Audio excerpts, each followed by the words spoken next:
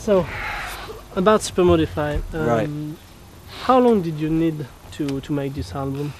I did it in more or less about 8 or 9 months, but it took about 2 years to put together because I finished Permutation and then I went on tour. And the touring's an important part of making the album because I buy all my source material when I'm on tour. So I'm spending, I don't know, maybe 6 months buying records and trying to find samples, and then I go in the studio and I work for another, I don't know, whatever, 6-8 months putting all those sounds together and finding them again and making, I heard that on your tour, American tour, you bought a lot of old vinyls. Yeah, right. So right. can you discuss about this? Sure. You find it good vinyls? It's great because it's very cheap and they seem to put everything onto vinyl in America, like all the radio shows from the 40s and 50s, and you know, they really got everything on vinyl there, so it's a good place to shop, definitely. Soundtracks as well and spoken word, and it's all there.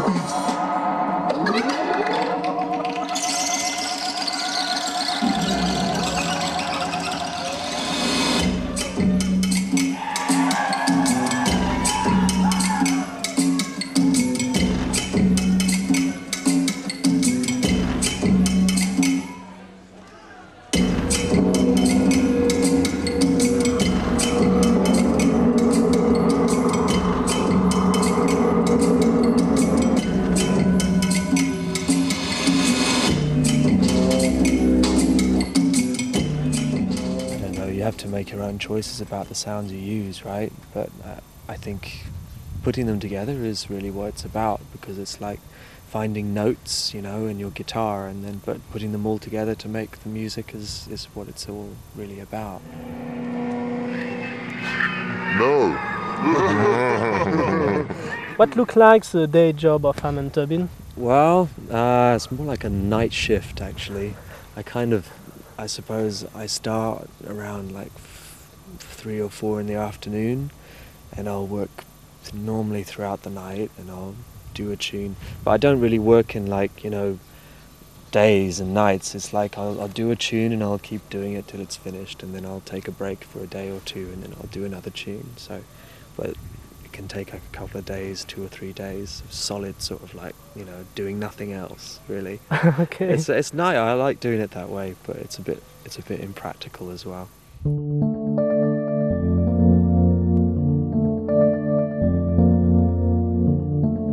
I like, you know, get a life, you know, that's a good piece of advice that I think, you know, Yeah. get out more and, you know, and stuff. But I just love what I'm doing. So for me, it's the best thing I could be doing, really.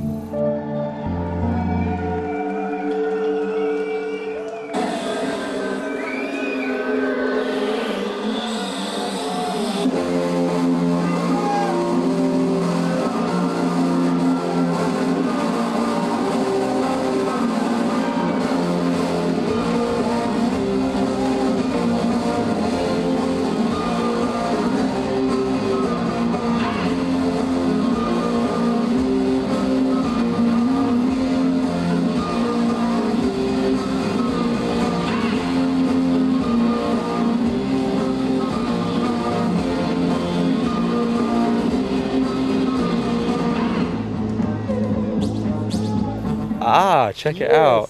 Okay, fellas, here we go. Wow.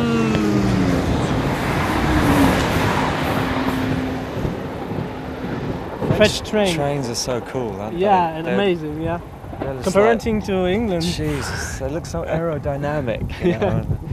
But yeah, Golfer versus Boxer was just a title. It's like super modified. I had to come up with these damn titles, Yeah. you know, to to name the tracks, but it's not, you know, You're not particularly practicing golf significant. or No, you box. know, no. It just seemed like a fair match. You know, the boxer's kind of, you know, he's stronger, but the golfer, he's got a club, so it's kind of, you know, it's a good match. Yeah, good match. Yeah. He can use clubs? He can use the club, he's very accurate. Whereas the golf, you know, the boxer's more powerful, I suppose.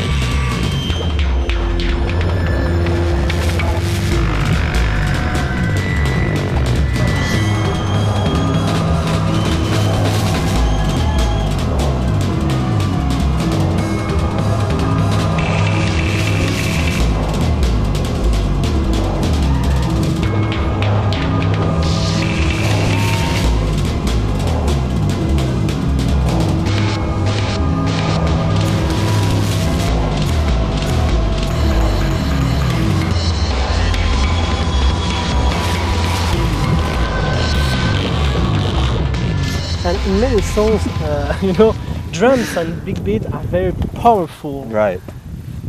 Yeah. That's part of your style, your own style. Yeah, I love the sound of powerful drums. I always have, you know, and I think...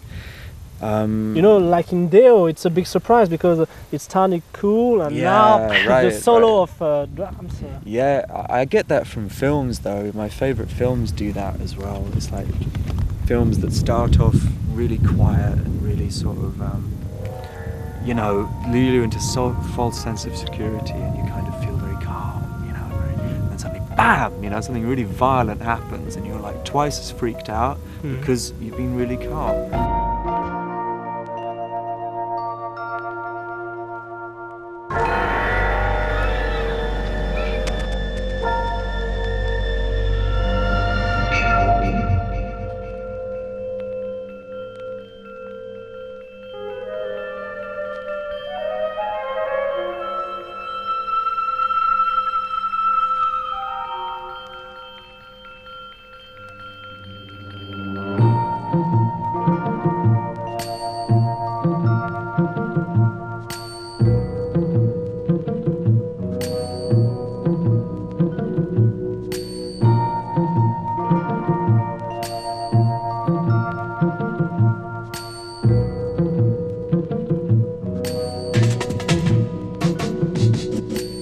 One wish. One wish, but a big wish. The big wish. Oh, I don't know. Global peace, man. You know, fuck. I don't know. I wouldn't be able to narrow it down to something like that. I guess just eternal happiness. You know. Right. Okay.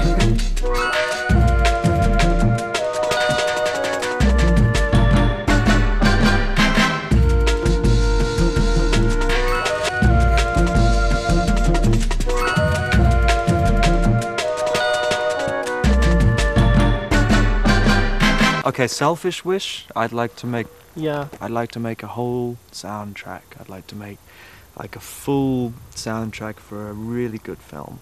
That's what I'd like to do. Oh, sure. Yeah.